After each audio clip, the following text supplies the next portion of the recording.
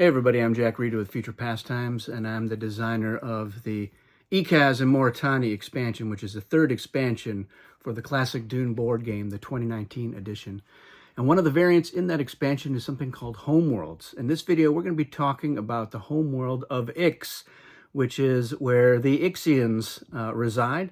And the way it's going to work is you're going to put all of your reserves as the Ixians on this token in front of your shield, and you will have an accompanying Homeworld card, which has a high threshold side and a low threshold side, and that relates to the number of reserves that you have on your Homeworld. So, for as long as the Ixians have at least 5 forces in their reserves on Ix, they're going to have an extra advantage. And that advantage is when you pay to revive a cyborg, you're going to get 2 suboids revived for free. Now, reviving cyborgs is more expensive. It costs 3 spice per cyborg as opposed to 2 spice normally when you pay for your revivals. The Ixians don't have any limits on the number of cyborgs they can revive, unlike Fremen with their Fedaykin and the Emperor with Sardaukar. It costs more. So they'll get their 1 free revival, they'll get a cyborg out, and they might pay to revive suboids for 2 spice each, but with this threshold here, they could pay to revive another cyborg, and they'll get the 2 suboids for free. So that is a nice bargain for the Ixians. Now, once they dip down, though, below 5, they're going to flip over to their low threshold side, and they will lose this high threshold advantage. And furthermore, they will have a penalty. They cannot move their hidden mobile stronghold. So the Ixians have a stronghold that they start out with forces on at the beginning of the game. And then after turn 1, before the storm moves, they can move that stronghold 3 territories. And when they move into or through or out of a territory with spice, they're able to collect spice. But while at low threshold, they're not moving that stronghold anymore. So that is a little bit of a trade-off. Now, the other thing that you can do in a game with homeworlds is you can attack other players' homeworlds. So with your shipping movement, you ship to somebody else's homeworld, and if they are there, you're going to battle them. And if nobody's there and you end shipping and movement as the only faction there, you become the occupier. So once you're the only one with forces on someone else's homeworld, you're the occupier and you get the occupied advantage. First of all, you're going to get a 2 spice income in spice collection from the spice bank for occupying that homeworld. But then you'll have an ability. And for occupying Ix, you take control of the Ixian's bidding advantage. And you're not sharing it, you get that advantage, and the Ixians lose it. So the Ixian bidding advantage is at the beginning of the bidding phase.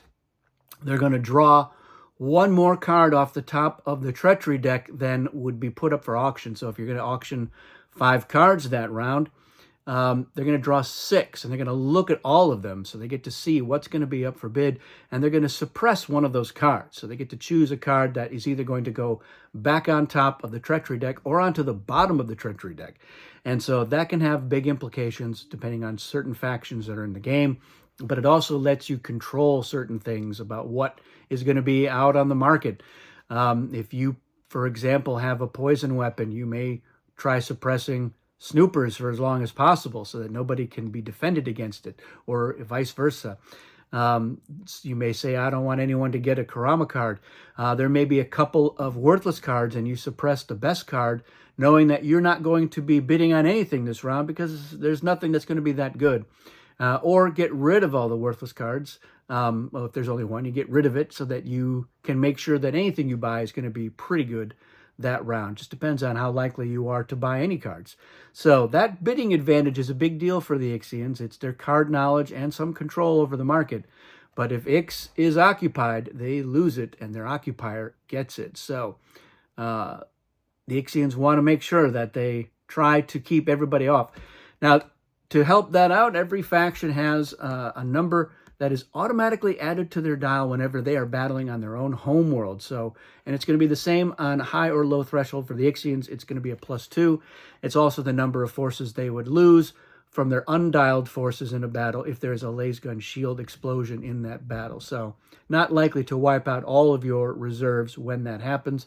It just depends on how many that are there. Also note that when you're at low threshold, your free revival is increased by 1, and your Chome Charity is also increased by 1 if you are collecting charity at all. So it's a little bit of a catch-up mechanism here for people who are at low threshold. Usually it's because you went for it and it didn't work out, or you're going for it, and if it doesn't work out, you'll start the next turn with a little bit higher free revival, a little bit higher Chome Charity if you need that. I really love the artwork on Ix. You get the sense that it's a techno world. Little patches of green that looks manufactured. I just love having these, even if we're not using the Homeworld cards for the advantages. This for me is automatic. I'm always going to have these out here with the reserves on it. Just adds a lot of nice flavor and atmosphere to the game. So that's how the Ixians, that's how their Homeworld works. Let me know if you have any questions, and if you've used Homeworlds, let me know what you're thinking of it.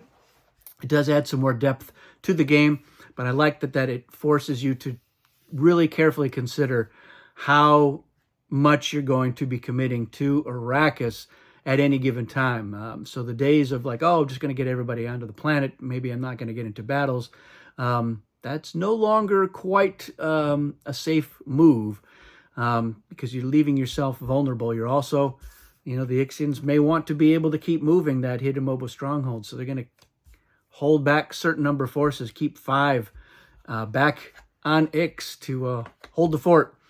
It just depends. You have to be the one who decides how you want to risk your forces and when you want to commit to the point where you're at low threshold and potentially more vulnerable to an attack on your own homeworld.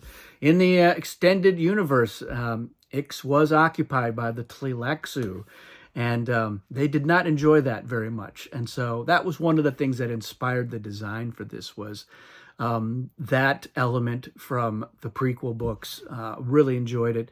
And there were other examples as well. So the Ikaz and Moritani attacking each other on their own homeworlds was also the thing that said, yeah, this is something I want to be able to do in a game of Dune. So that is what that was all about. That's it for this video, everyone. Thanks for watching. We'll see you again soon.